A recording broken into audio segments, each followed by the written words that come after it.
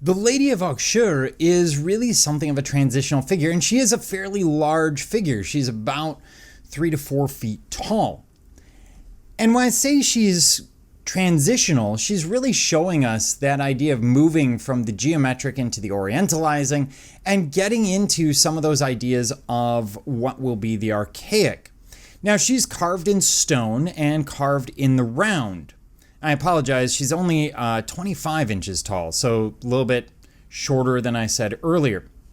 And this is a kore, or sculpture of a goddess or female figure. Now, all of the kores, the female figures, are clothed and will continue to be so in almost all Greek art until we're another 200 years, 250 years into the future, while the male nude already exists, as we saw from the Apollo, but we see elsewhere. We also see that this piece was originally painted, and it would have been quite bright. It would have been relatively realistic in terms of the painting style.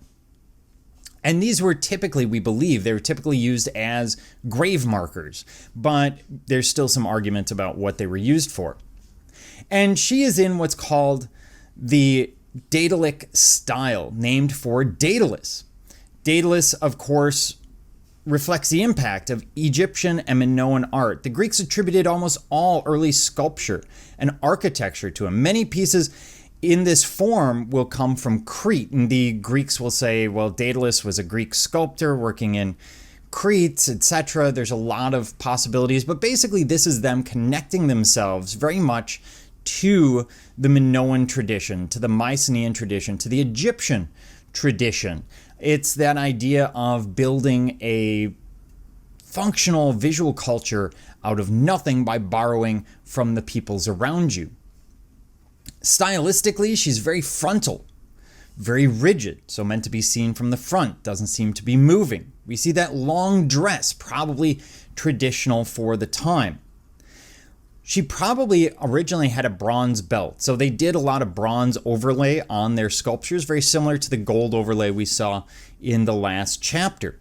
We see the pinched waist, very common to the Minoan style, and a fairly triangular face with a bit of a flat head, possibly drawing from the Minoans who are drawing from the Cycladic.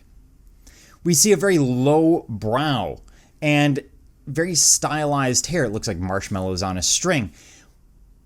But how do you depict hair in sculpture? Again, very, very difficult. So you're going to stylize it in various ways.